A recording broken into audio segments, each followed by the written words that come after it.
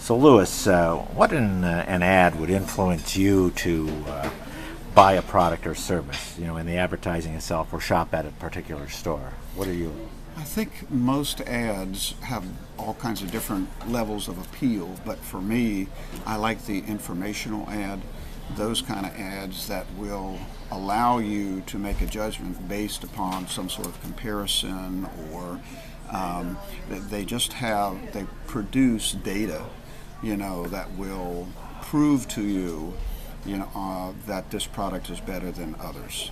So I guess that's really the bottom Do line. you check online as well as in the regular media? I like to use a couple of different sources, especially for higher end kinds of things that you're buying or higher cost. And online is a great resource. Consumer Reports, of course, is real good.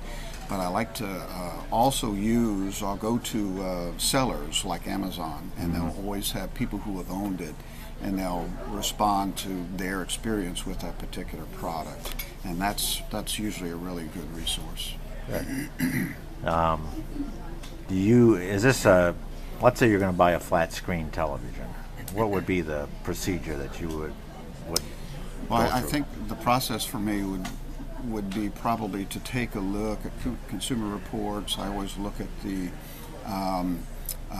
most popular. I look at those that are the least likely to break, that last the longest, those kinds of things.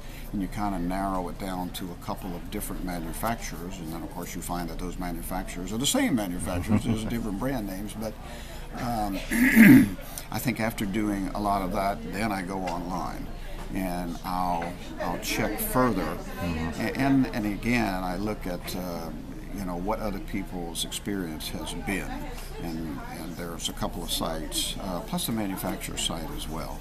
Again, gathering information, making sure longevity of the product is best, and that's pretty much kind of a standard procedure for me. How important is price in that decision making? Price, what I like to do is take a look at the low end and take a look at the high end, and kind of compare what are the things that they offer, what makes it low, what makes it high, what are the extras, the bells and whistles that you pay for. And then you figure, well, this is what I want, this is what I need.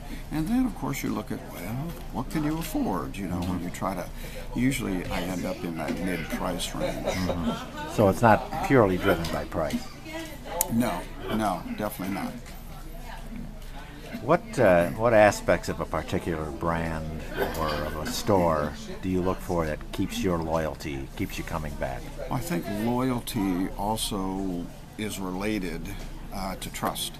When you buy from a particular store, that particular brand, you really trust them. So if you have a problem, you know that they'll stand behind you.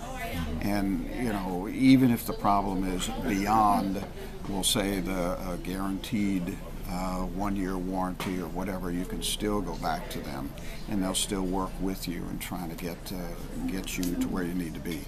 So yeah, I think that trust factor is real important, and there are a lot of strong brands.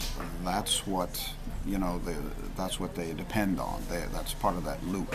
You purchase and you have the trust there that if you have a problem, they're easy to deal with, and they're not going to be nickel and diming you to death. Do you belong to or participate in loyalty programs? No, I don't really. You don't? A loyalty program. Where you get your card and you swipe it every time you go in the store or anything like that? Oh, and getting points and that Yeah. sort of thing. Well, I take that back. Upon second thoughts, yeah, I guess there's a couple of point programs that we do participate in, and most of those are online related, and I don't buy for that particular point for those points. I buy more for the results of the research on the product.